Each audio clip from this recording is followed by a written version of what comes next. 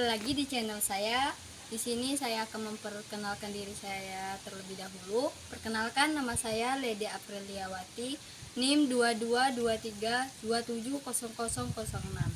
Di sini saya berasal dari kelas 3A, Prodi Tadris IPS. Di sini saya akan menjelaskan tentang faktor yang menyebabkan perbedaan watak atau karakteristik manusia menurut teori antropologi psikologi. Baiklah, yang pertama-sama di sini saya akan menjelaskan apa yang dimaksud dengan karakteristik kepribadian manusia. Menurut Atkinson, kepribadian manusia itu sendiri ialah pola perilaku dan cara berpikir yang khas yang dapat menentukan kepribadian individu terhadap lingkungannya. Namun secara umum kepribadian itu sendiri ialah yang dapat diamati oleh orang lain dan kepribadian dari pengalaman dan pengamatan yang jarang diungkapkan.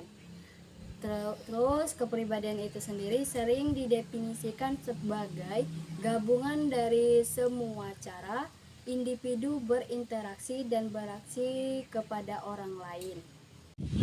Baiklah, saya akan menjelaskan yang kedua, yaitu faktor yang mempengaruhi kepribadian manusia.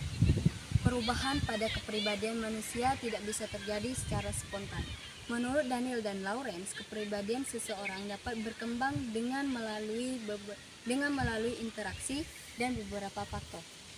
Ada dua faktor yang menyebabkan terjadinya perubahan kepribadian manusia. Yang pertama yaitu faktor genetis dan yang kedua faktor lingkungan. Yang faktor genetis itu sendiri ialah faktor-faktor yang sangat berkontribusi terhadap perubahan dan kepribadian antar individu. Faktor lingkungan juga sangat mempengaruhi akan adanya karakteristik seseorang yang berbeda. Misalnya, seseorang yang tidak tinggal dalam suatu lingkungan tersebut, dengan orang lain, maka dia tidak akan menjadi seseorang dalam satu lingkungan tersebut. Adapun aspek-aspek yang mencakupi perbedaan karakteristik di dalam lingkungan. Yang pertama, budaya. Karena kenapa? Karena setiap daerah pasti memiliki budaya-budaya yang berbeda, sehingga menjadikan karakteristik seseorang atau kelompok yang berbeda-beda. Yang kedua, kelas sosial.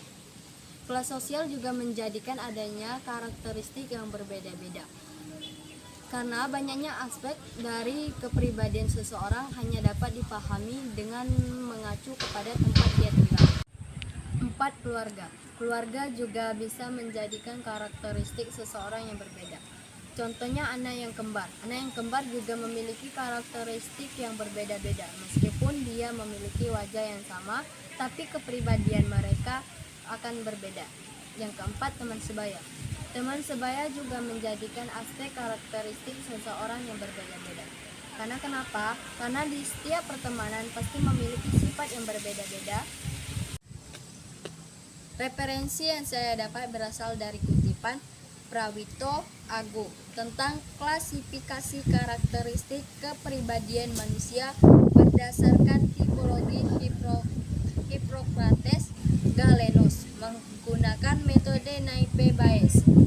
Proceeding Semnas Inotek, Seminar Nasional Inovasi Teknologi, Pol 5 01 tahun 2021. Itu saja yang dapat saya jelaskan. Jika ada kata yang salah, saya mohon maaf. Pada Allah saya mohon ampun. Saya akhiri. Wassalamualaikum warahmatullahi wabarakatuh.